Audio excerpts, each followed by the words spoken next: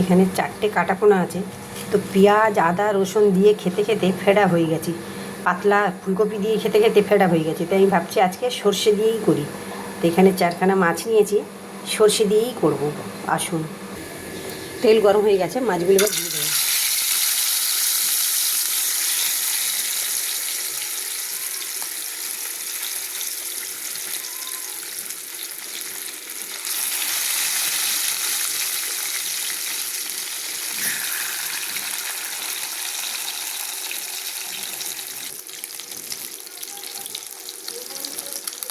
মাছগুলো ভাজা হয়ে গেছে, এবার তুলে নেব। মাছ ভাজা তেলের মধ্যে কালো জিরে দেবো, আর এখানে আছে একটা পেঁয়াজ আর কাঁচা লঙ্কা কুচি।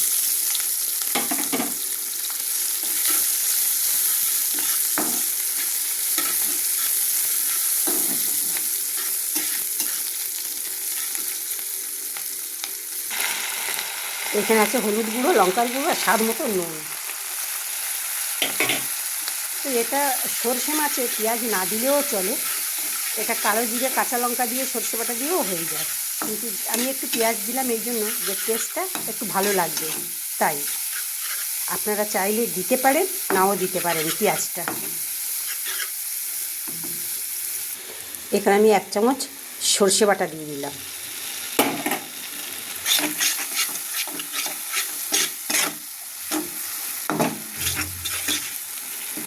এবার জল দিয়ে দেবো, সর্ষেটা এত কষাবার দরকার নেই।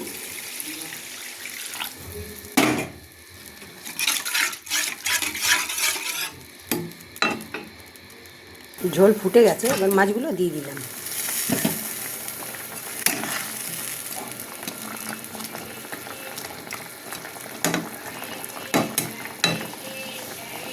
হয়ে গেছে, এবার ধনেপাতা একটু দিয়ে দেবো।